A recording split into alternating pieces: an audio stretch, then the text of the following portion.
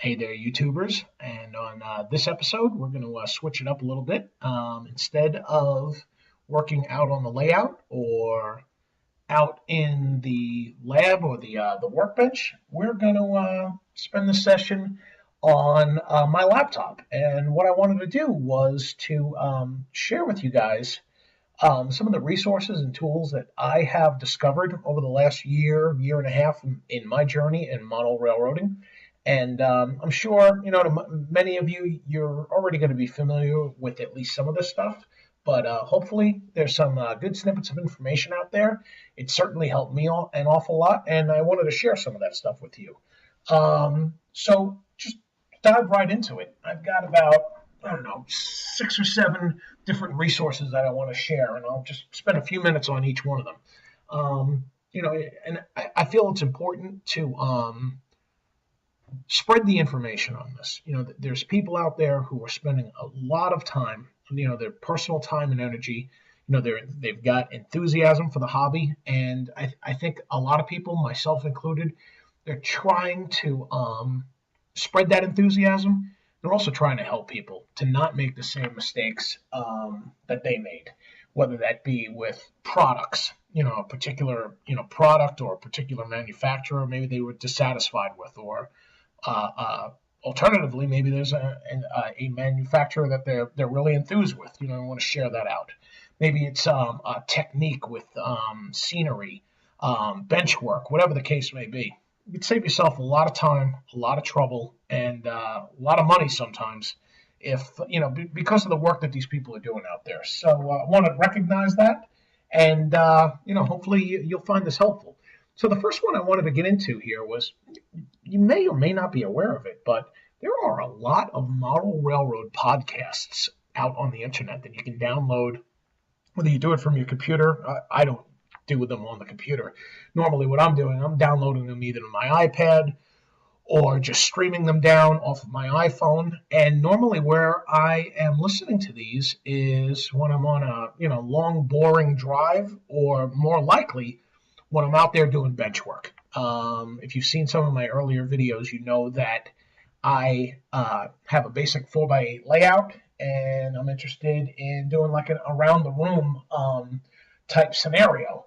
And what I've been doing is I've actually started doing some bench work, some modular L-girder type bench work.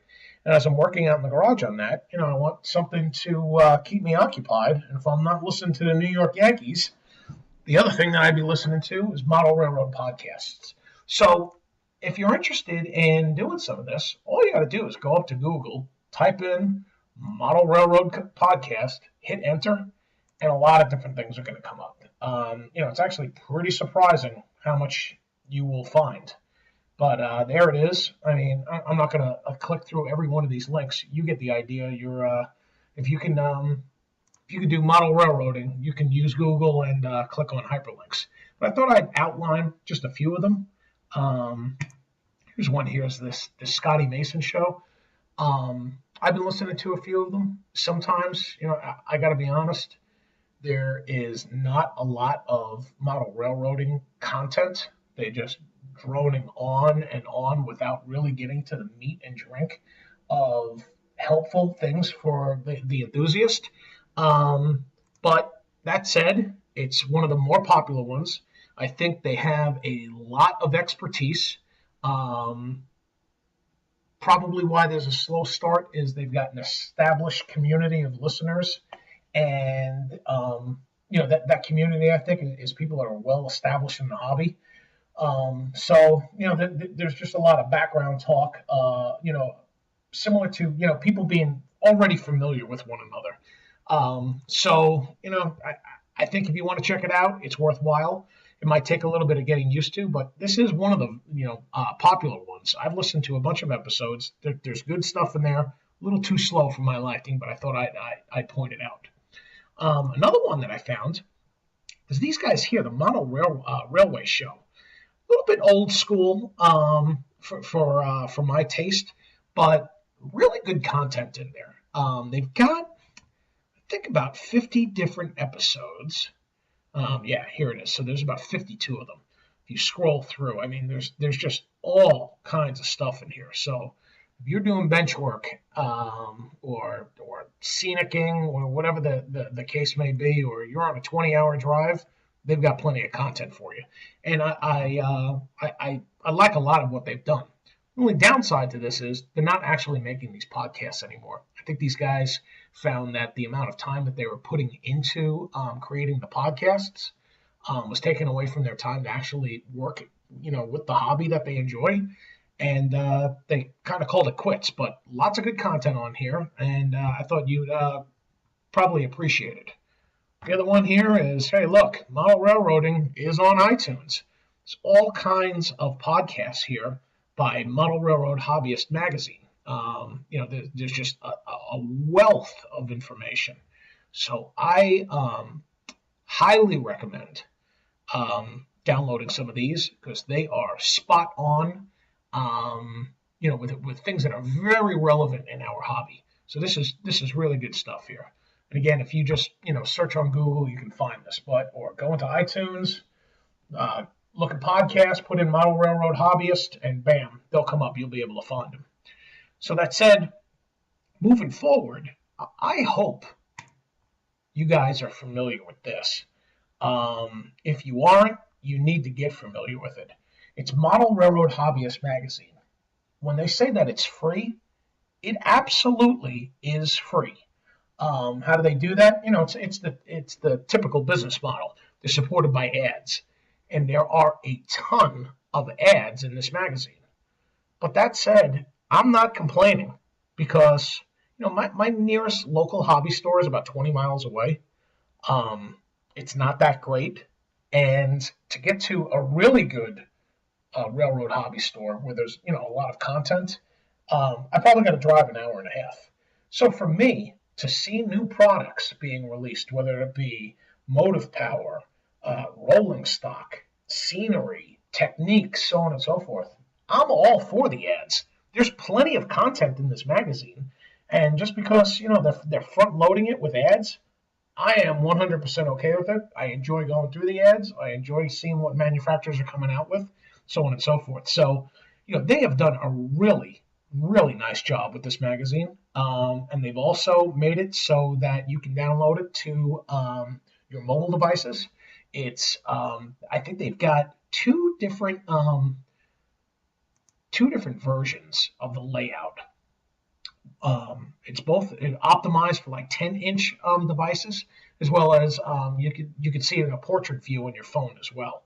So here it is, and if I went to get current issue, you can see they've got it here. 10-inch tablets, 7-inch tablets, download to my computer, so on and so forth.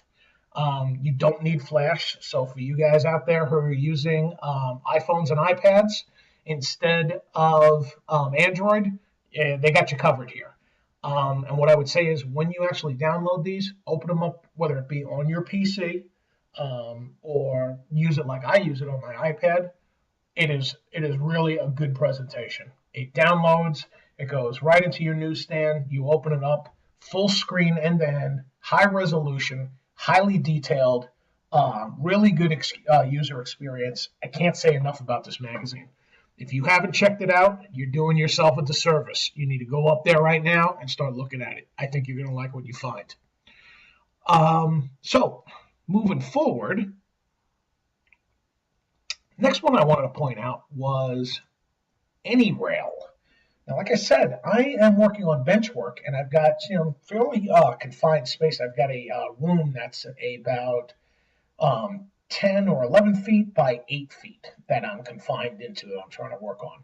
So, with those constraints in place, I need to model what my around the room layout is going to look like. So, the best way to do that is with software. I mean, sure, you can download paper templates and lay that out, so on and so forth, but, this isn't 1976 anymore. I needed something a little bit better. So there's some free software out there. I forget what their names are. It's like CADRail or so on and so forth. There's a couple of different ones out there. And I found them to be tedious and difficult to work with. And then I found this in AnyRail. I downloaded this. It's absolutely fantastic. I can't say enough about the software and the way that the way that I've been using it. As I've dabbled with it, is they will let you download and build as many different designs as you like, as long as you use less than 50 pieces from the parts catalog. And if you just want to just start playing around with it, 50 pieces is more than it sounds like. You can, throw down, ovals and double ovals or whatever you want to do, but you can get into really complex stuff. And I think that the power of AnyRail is the user interface. It's very intuitive, very easy to use, and the libraries are vast. So if you are doing Code 100 Atlas, they've got it.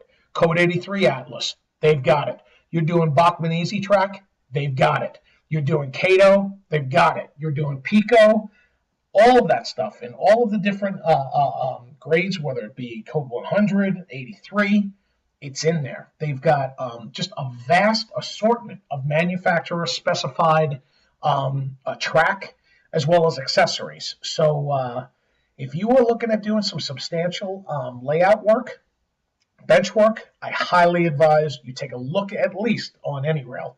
I think it goes for about $100 to download the full working version. And this is the way that I would go personally. Your mileage may vary, but I definitely suggest you check it out. So moving forward, moving on, I'm going to want to point out some YouTube sites that I have found to be absolutely indispensable. And if you're into model railroading and you have access to a computer, if you have not stumbled on this guy, his name is James, you must be living under a rock, because he has got hundreds of videos out there, thousands and thousands of subscribers, and he does an absolutely fantastic bang-up job. If you want to look at an unbiased review of motive power, rolling stock, accessories, how-to videos, so on and so forth, this is the place to go. He does a lot of reviews from a lot of manufacturers, whether it be Athearn, MTH, Cato, or Kato, whatever you want to call it. There's just a very diverse amount of reviews, and he does them very well. He gets into a lot of detail, and he's a very personable person, and you can tell, he's giving you an honest review, shooting from the seat of his pants what he feels. You might not agree with everything that he has to say, but he delivers it in a professional way that is unbiased and very friendly, and I think he's done one hell of a service to the model railroad community. So his name is James.